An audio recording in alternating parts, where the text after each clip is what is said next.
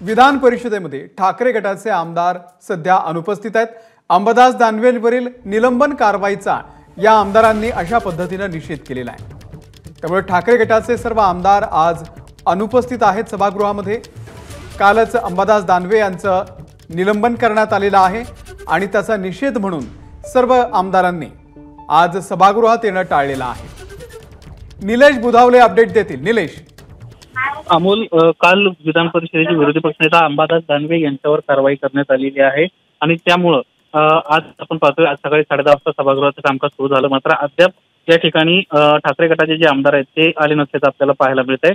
दुसरी महत्त्वाची बाब अशी आहे की आज दिवसभर हे आमदार उपस्थित राहणार की नाही याकडे देखील राजकीय वर्तुळाचं लक्ष आहे। काल ज्या पद्धतीने अंबादास दानवे यांच्यावर कारवाई झाली त्याच्यावर सर्व आमदारांचं असं म्हणणं होतं की ही जाणीवपूर्वक कारवाई करण्यात आलेली आहे आणि त्यामुळे कुठेतरी आम्ही वॉकआउट करत आहोत, आम्ही बाहेर पडत आहोत। आणि काल दुपारी सर्व आमदारांना कामकाजावर बहिष्कार टाकून वॉकआउट केल्याचं पाहायला मिळालं होतं। त्यामुळे आज ठाकरे गटाचे आमदार सभागृहात उपस्थित राहणार का हे पाहणं महत्त्वाचं राहील।